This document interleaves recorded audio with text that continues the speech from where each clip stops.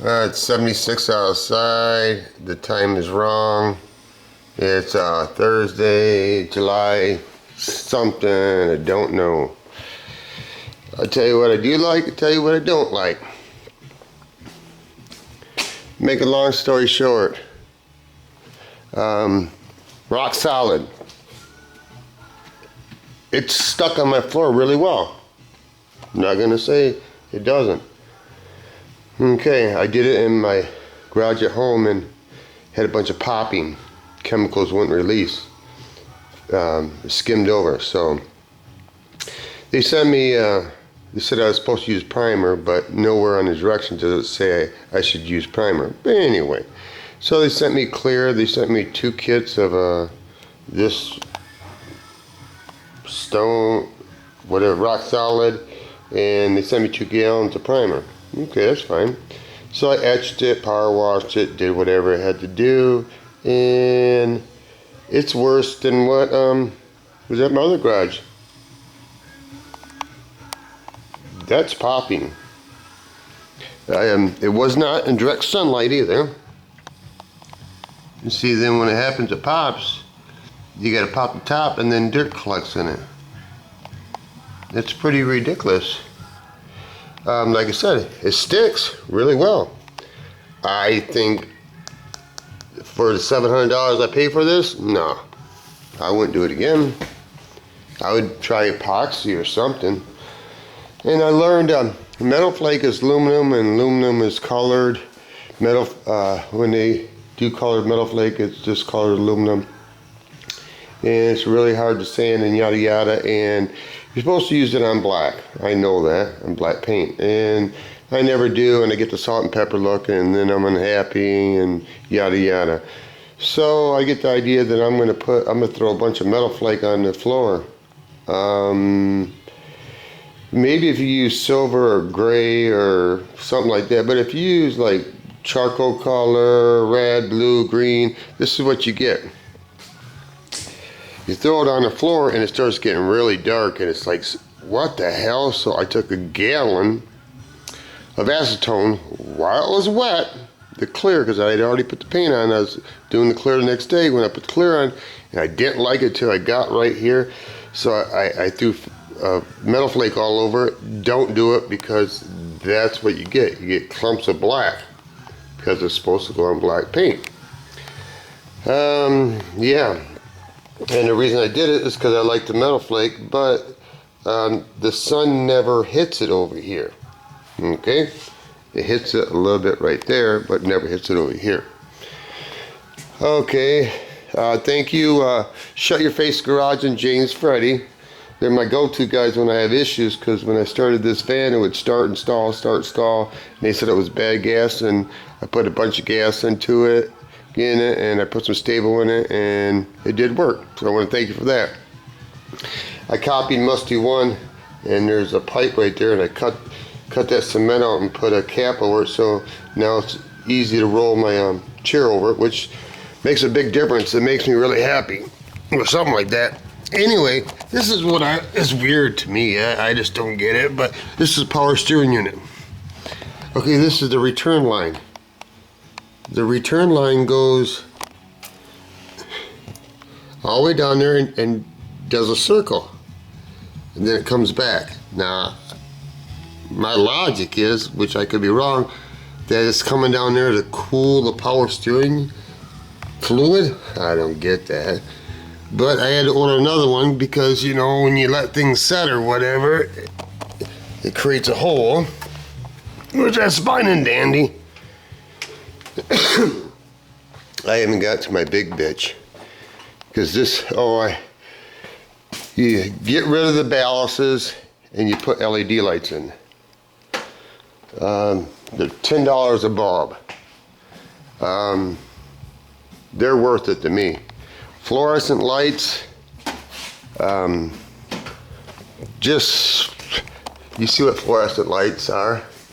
They're kind of okay for that time and era. I spent $760 on LED lights.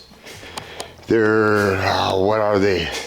6,500 whatever loom, no, 7,200 looms, 6,500 color, which is sun bright light, 3-roll LEDs. Which makes a big difference. So I haven't got around to it, but I need to, not today. I have 48 lights in my booth.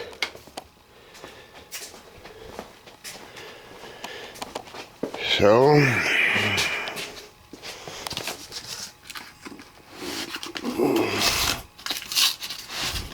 like I said, all you do is take the ballast out and the pins are there.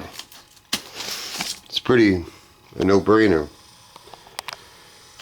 So they say LEDs don't use any more, they use less power. I don't know. Each bulb in my booth is 32 to 40 watts. Those are 62 watts. Barely got enough, how do I say it? The wire that I'm running, if I run a light out here where I got the booth lights on, she'll pop a breaker. So we're gonna see when I put all these lights in if it's gonna pop a breaker, which I think it is, and I'm gonna have to run another line. These PVC pipe is fine. Don't get me wrong. I even bought the higher grade. You have it where you can buy it for 220 psi, or you can buy it for 440 psi. I bought the 440 psi because the walls would be thicker. But when you have a box inside another box, it gets really hot. Super hot in the carport. And you can see what it does when you don't have adequate ventilation.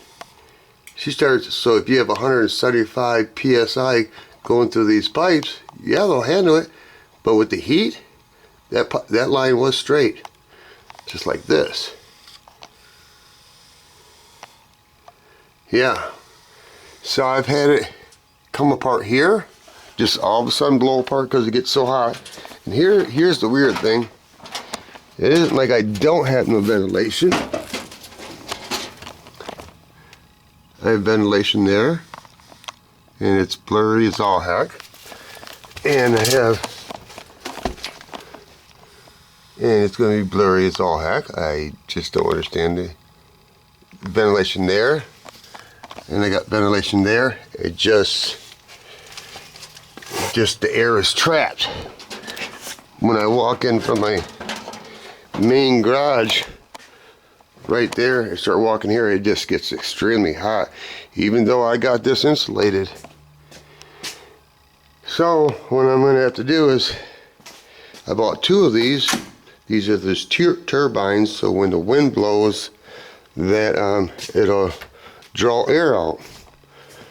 Well, that's my major bitch right there. I'll come back to that in a minute. What they told me is it's lame. Anyway, see, you get a little bit of wind, you know, not a lot, because you got all these trees. See, it'll kick up a little bit, but that's just hula plastic. I guess it's on the wrong angle. My plan was, it's in the sun and I can't see. I don't even know what you're seeing, but there it is. The turbine is not even spinning. So what I'm going to do, I'm going to do 1 first. I bought 2. Yada yada. I'm going to put, I've seen them online where you buy a fan and you put it in the turbine and you put it on the timer and it sucks air through. And I have to do that because, like I said, I've blown it air line there once and I've blown it twice here because that's where all the heat gets trapped. Okay, this is my wife's 2009 Spyder 990. Got under 5,000 miles on it. Mine has under 5,000 miles on it. This one we just got for her because she can't ride her Harley, because she can't pull the clutch in, because I even put an easy clutch on it. It's an aftermarket thing because she's got carpal tunnel. So what this is a pedal shift. You shift it up, and then when you start braking, it shifts down by itself. We're going to paint it in the fall red metal flake and red pearl, like mine that you haven't seen yet, that's done. This has got to be painted red. I got to do that when the scuff it stuff that Slow SRT told me to buy, to scuff that down. Anyway, and then I wrapped it. That stuff's itchy. I wrapped the whole exhaust, the head wrap. But anyway, DPS. DPS is dynamic power steering. In order to get to the DPS, you literally, this part, this hood, this nose, this thing, all this has to come out piece by piece in order to even get to it. Okay, 5,000 miles, 5,000 miles of mine. So, guess how much the new part is? I found one for $960 to my door. Wow. They're normally $13.95. Everybody else has them.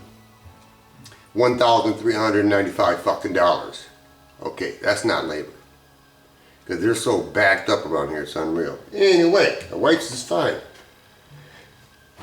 I put like 5 miles on my Spyder after I got it painted because I wouldn't drive it before I got it painted, and it starts throwing a cold, put it in the limp mode, and it comes to DPS. Okay, go up online, find out there's a lot of recalls. Okay, that's fine. So I go from, I don't know what date it was, we'll say X and Z. My Am Spyder fell in between those build dates. There were 16,000 plus recalled. You tell me to put my VIN number in. Put my VIN number in. There's no recalls. Okay. My point's coming. So I called a lady. And I said, I'm the second owner, and the DPS went out. It put me off into the ditch. There's a recall. And has it been done? Because it's stating on the internet that you guys posted that there is no recalls on my Am Spyder, but it shows that you guys posted that there is. So she gets off the phone forever and a day, okay? She finally comes back and says some more stuff. Yeah, did I get hurt? I should have lied and said yes, but I told her no. I said, did the vehicle get hurt? I said no. I said, all I'd like to know is, has it been fixed? She says yes. I said, I would like to have written documentation. Goes away for another X amount of minutes. She must be talking to some fucking manager or somebody to cover their own fucking ass because they don't want to fix the fucking problem, because they don't want to take the responsibility. Fuck you, Can-Am. Supposed to be some high-end shit like a Husqvarna, but fucking you. You can suck my ass. That's what I feel. At this fucking point in the game. I don't like people lying fucking to me. Okay. So she comes back and says she can't do it in written form. Fucking beautiful. Here's my email. Can you send that? Can you send me the information on my email? She got to go off on the phone. She ain't got a fucking ask for nothing. Comes back, says she can't do that because I'm not the original owner. Well, I didn't know this was fucking James Bond top secret bullshit. Basically, she says there's nothing they can do to help me. And they say that it was fixed. So I started taking it apart. And you know how you take something apart, you could tell if somebody's been there, if you've done body work, by the bolts. You could tell where, like a bolt, and there'll be an imprint where the paint was or whatever. You could just tell the paint's discolored or what. You could just tell that somebody's been there.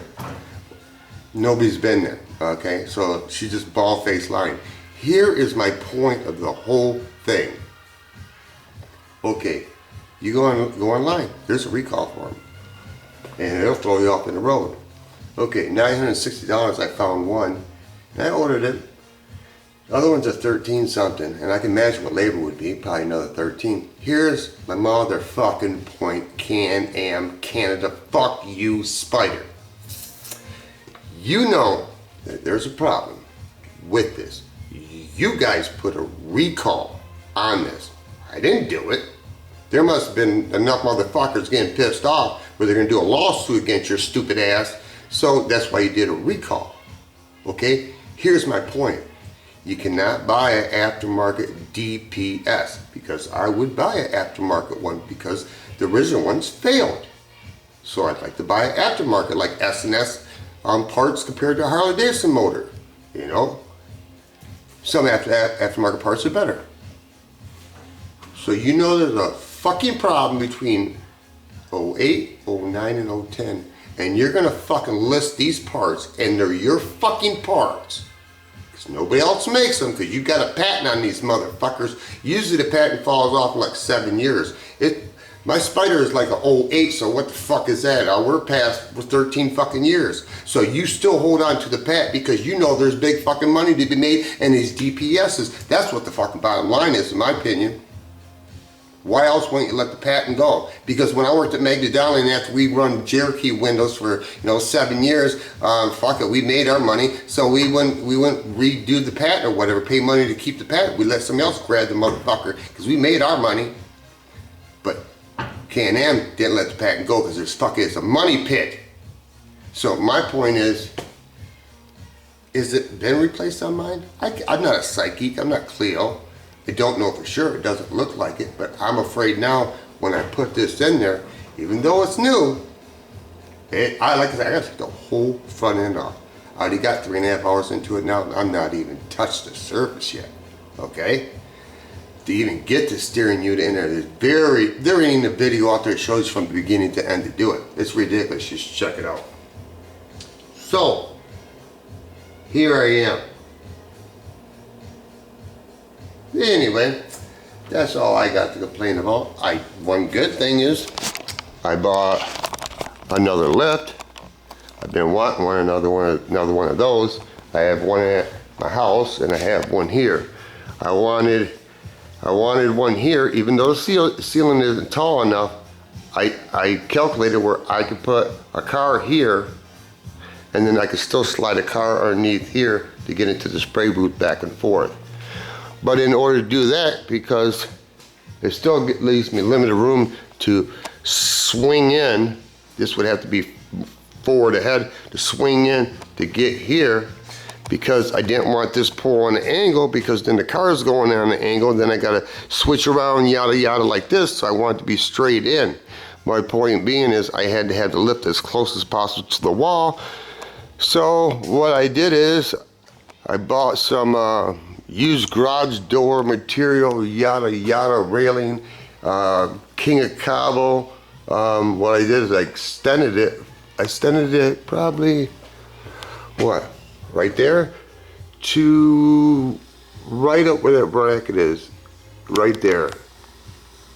So that door would go straight up and go closer to the ceiling like it could, so when I have a car on it, the hood, the front end basically would fit underneath there to keep the room. Yeah, I know you guys are interested in that, but these are what's my life about. Piece of property, piece of oneself, peace on earth, rest in peace, bigger piece of pie, piece of action, piece of pussy, piece of corn dog, piece of pizza. And when the big dogs get all done eating, even the puppies like me get a piece of something, motherfucker. I guess I could say it's this, that, the other motherfucking thing. Pretty negative, pretty foul mouth. It is what it is. It's the way I am. Sorry. Move on. Call it a day. It's all good. At my age of 58, yeah, I get mad. I get pissed off, bent, when I feel that people ain't doing what they're supposed to do. But here's the moral of the story. This is my life. This is my day. I don't have time to fucking waste about being pissed off about some motherfucker won't do his job. Still not happy about the price I got to pay and all the labor I got to put into it. But I tried to get them to fix it or do something. Just just admit it. That's wrong with society. That they don't admit shit, you know. but you can't make them admit shit. I hope karma comes back around to them. You know, I'm not the most perfect person in the world. I do try. And if I fuck up, I'll tell you I fucked up. I'll admit to my mistakes because fuck, I probably screw up like 10 times a motherfucking day on any given day on anything, because a person that fucks up, and there's people that don't fuck up. You know the people that don't fuck up? Here's the scenario. The people that don't fuck up been doing it one too many times and they're professionals. Or they don't do nothing at all for the whole fucking day and don't try shit. I try to fix anything I can. Anyway, it's only been, what, 2 months since I made a video. Oh, the reason I didn't make no videos is because my laptop was down because it was brand new. It was a Hewlett Packard and it was not working from day one. It was ridiculous and it wasn't refurbished either. But anyway, just, can you buy anything in the fucking store? You wonder why people, the brick and mortar fucking stores are going under, because they don't have nothing in fucking stock. When you go on the goddamn internet and you look at their store and they say they have 16 things in fucking stock, then you drive all the way there and they ain't got the motherfucker and they wonder, they cry about eBay and Amazon and all this other shit. Fuck that. I'd rather buy it from them. At least I know it's gonna fucking come. Instead of you guys, you know, it's, when I worked at the factory, it's push and pull. Push and pull is this. When I scan that motherfucker part on that goddamn semi-truck, the clip, the vinyl, the glass, everything was automatically went to the computer and says, we gotta reorder. That's called a push-pull system. Menards, you suck. Lowe's, you suck. Home Depot, you suck. Walmart seriously fucking sucks.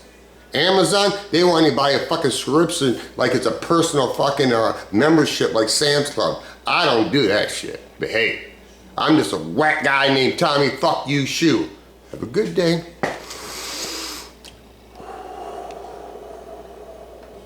Did you guys get popcorn?